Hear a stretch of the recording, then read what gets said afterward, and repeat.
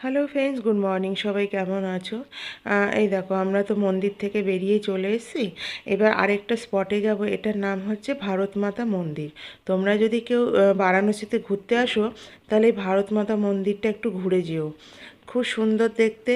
আর এই যে লেবারগুলো দেখছো, এই এই কাজ করছে রোপওয়ের। এখানেও একটা রোপওয়ে স্টেশন হবে। আর এই যে চলো ভেতরে ঢুকি, দেখাচ্ছি। এটার কারণ হচ্ছে এইখানে ভারতের যে পুরো ম্যাপটা সেটা রয়েছে।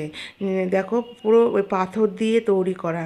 যতটা পেরেছি তোমাদের সাথে শেয়ার করলাম। কি বলে, এতটা বড় জায়গা তো ফোনে অতটা আসে না।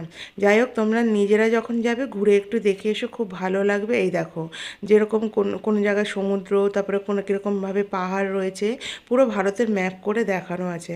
আমার খুব ভালো লাগলো। কি বলে তো, ফোনে দেখার থেকে নিজের চোখে দেখতে বেশি ভালো লাগে। যাই হোক, জায়গাটা আমার খুব ভালো লাগলো। আর এই জায়গাটা খুব শান্ত পরিবেশ। আর এই যে ওপরেও এরকম যাওয়ার আছে রাস্তা, সিঁড়ি দিয়ে ওপরে যেতে পারবে। তারপরে এই দেখো নিচে এরকম আছে। আর এই যে ভারত মাতা মন্দির।